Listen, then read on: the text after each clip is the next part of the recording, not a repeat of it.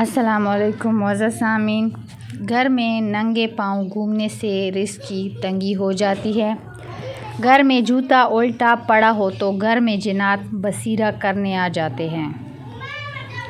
سر میں درد ہو تو الٹے پاؤں چلنا شروع کر دو، سر کا درد فوراً ختم ہو جائے گا۔ گھر میں کوے زیادہ آ جائے تو گھر میں آفتیں آنے کی نشانی ہے۔ بندے کے اوپر چھپکلی کا گرنا ایک حادثہ ہونے کی علامت ہے۔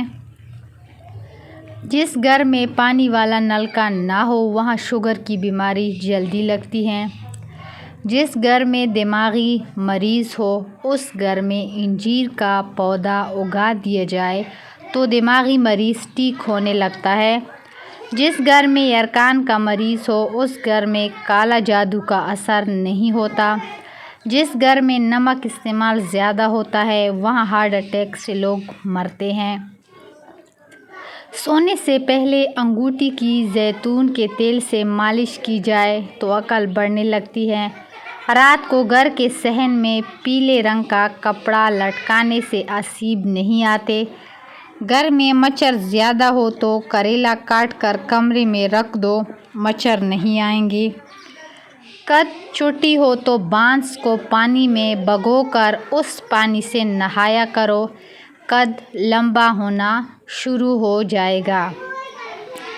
بائیں ہاتھ کا ناخن پیلا ہونے لگے تو سمجھ جاؤ موت قریب ہے۔ بازو کے بال بھورے ہونے لگے تو سمجھ جاؤ دولت آنے والی ہے۔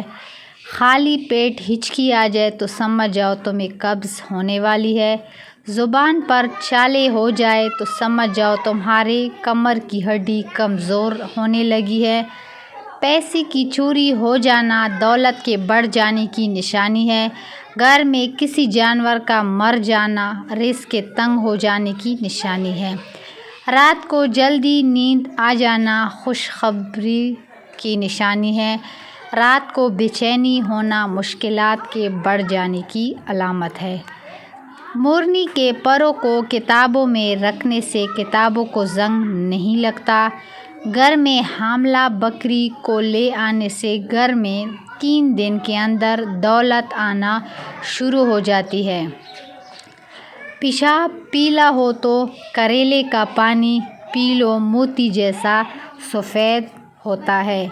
سامعین، مزید اچھی ویڈیوز دیکھنے کے لیے ہمارا یوٹیوب چینل سبسکرائب کریں اور بیل آئیکن کو دبائیں۔